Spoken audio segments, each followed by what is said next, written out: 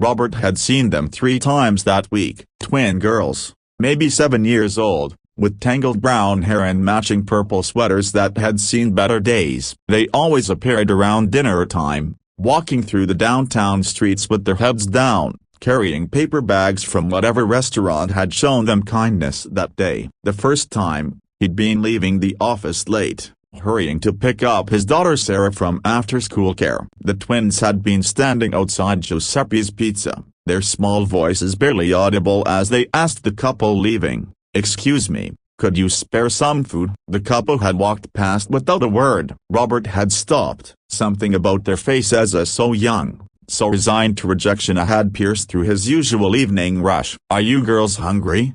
he'd asked. They'd nodded in unison, those identical faces looking up at him with cautious hope. He'd gone inside and bought them 2 slices and drinks. They'd thanked him politely, too politely for children that age, and disappeared down the street before he could ask any questions. The second time, he'd seen them outside the Chinese restaurant on Baker Street. They were asking passers-by for food again, their paper bags empty this time. He'd bought them dinner again. Asked where their parents were. "Mama's working," one had said. "She works a lot," the other had added. They'd taken the food and vanished again, quick as sparrows. Now it was Friday evening, and there they were once more. Same purple sweaters, same uncertain approach to strangers who mostly ignored them. Robert had left work early today, and something in him said, follow them. Not to frighten them, but to understand. Children that young shouldn't be on the streets alone, asking strangers for food. He kept his distance as they made their way through the evening crowds. They walked for 15 minutes, past the nice part of downtown, past the shops and restaurants, into a neighborhood where the buildings leaned tired against each other and the streetlights flickered. They turned down Oakwood Avenue, then disappeared into an alley behind a rundown apartment building. Robert followed carefully, his heart heavy with what he might find. Were they homeless? Where was their mother? But what he saw when he reached the alley stopped him in his tracks. The twins had settled onto an old blanket spread behind a dumpster. And they weren't alone. 3 other children sat with Amy, a boy about 10, and 2 younger kids, maybe 5 and 6. The twins were carefully dividing the food they'd collected into 5 equal portions. "Okay," one twin said. "This is for you, Marcus. This is for you, Joey. This is for Lily." They were feeding the other children first. Robert's throat tightened. He stepped forward slowly, not wanting to startle them. "Hello again," he said gently. 5 pairs of eyes looked up at him,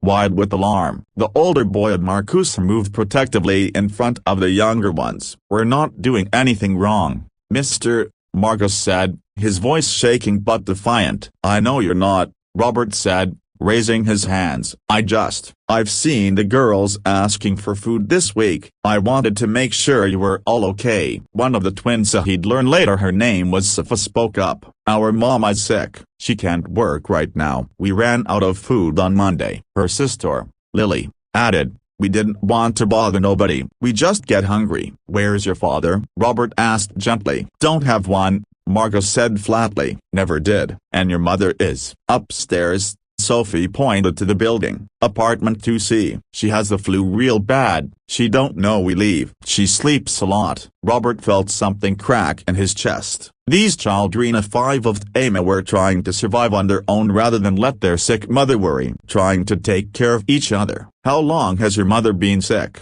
6 days. Marcus said. "She used up her sick days last month when Joey had pneumonia. She can't miss no more work or she'll lose her job. But she's too sick to go." Robert made a decision right there in that alley. "Come with me," he said. "All of you. We're going to get real food. Enough for everyone. And then we're going to check on your mother." They hesitated. Sophie and Lily exchanged glances. Marcus's jaw set stubbornly. "It's okay," Robert said. "I have a daughter your age. Her name's Sarah. I promise I'm not going to hurt you or get you in trouble. I just want to help." Something in his voice must have convinced them. Slowly, they gathered their meager belongings and followed him out of the alley. Robert took them to a family restaurant 3 blocks away. He ordered chicken, mashed potatoes, vegetables, super real, hot, nutritious food. The children ate like they hadn't seen a proper meal in days, because they hadn't. While they ate, Robert called his sister Margaret,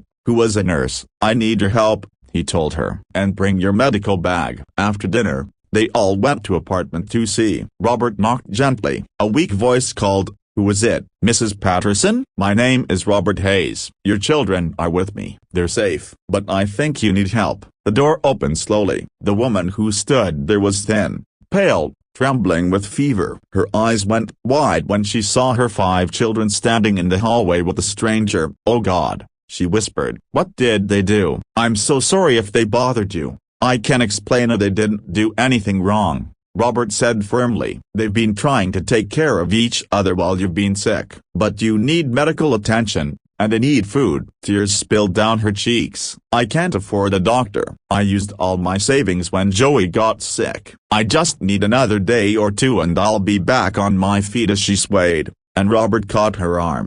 Margaret arrived 20 minutes later. She examined Mrs. Patterson and confirmed what Robert suspected: severe flu, possibly turning into pneumonia. She needed antibiotics and rest. "I can't rest," Mrs. Patterson said weakly from the couch. "I have to work. I have to feed my children." "You're going to rest," Robert said, "and your children are going to be fed." Over the next week, Robert became a fixture in their lives. He brought groceries. Margaret brought medicine and checked on Mrs. Patterson daily. Robert's daughter Sarah, when she learned about the twins, insisted on bringing over some of her outgrown clothes and toys. Robert learned their story in pieces. Mrs. Patterson's husband had left when the twins were babies. She'd been raising 5 children alone, working as a housekeeper at hotels downtown. She worked 12-hour shifts when she could get them, trying to keep food on the table and a roof over their heads. When she got sick, she'd been terrified of losing her job, so she'd hidden it from her children as long as she could. The children, realizing something was wrong, had taken it upon themselves to find food rather than worry their mother. "I'm so ashamed," Mrs. Patterson told Robert one evening, after she'd started to recover. "They're so young. They shouldn't have told." "They're remarkable," Robert interrupted. "You've raised remarkable children. They take care of each other. They're polite. They're brave. They're kind. You should be proud." "I failed them," she whispered. "You didn't fail anyone," Robert said firmly. "You got sick. That's not a moral failing. That's life. And asking for help isn't weakness, it's wisdom." When Mrs. Patterson was well enough to return to work, she found that her job hadn't been filled. Her supervisor, whom Robert had called to explain the situation, had held her position. But Robert didn't stop helping. He'd seen the precariousness of their situation. One illness, one emergency, and they'd be right back on the edge. He talked to his church. Within 2 weeks, they'd organized a support network, meals twice a week, a donation fund for emergencies, tutoring help for their kids. Margaret arranged for Mrs. Patterson to get regular health checkups at a sliding scale clinic. "Why are you doing this?" Mrs. Patterson asked him one Sunday,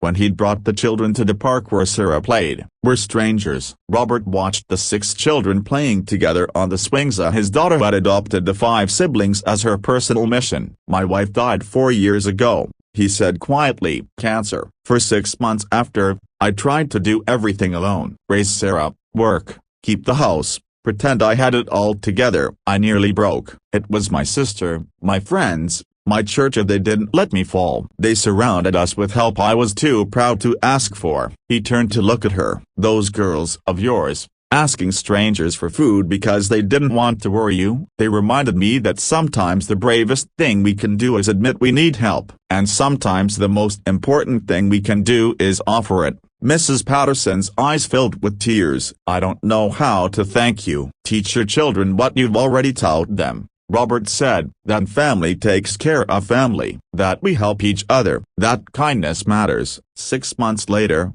Mrs. Patterson had saved enough to move into a better apartment in a safer neighborhood. The children were thriving in school. Sophie and Lily had stopped asking strangers for food, and they didn't need to anymore. But they hadn't forgotten what it felt like to be hungry, to be invisible, to be desperate. On Saturdays, Robert would find them at the community center where he volunteered, helping serve meals to homeless families. At 7 years old, they understood something many adults never learned: that we're all just one catastrophe away from needing help, and that grace means offering it without judgment. "Mr. Robert," Sophie said one day, tugging on his sleeve. "There's a new family. They look hungry, like we used to be. What should we do?"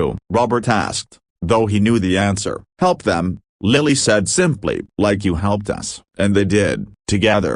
Because that's what you do when you've been lost and someone finds you. When you've been hungry and someone feeds you.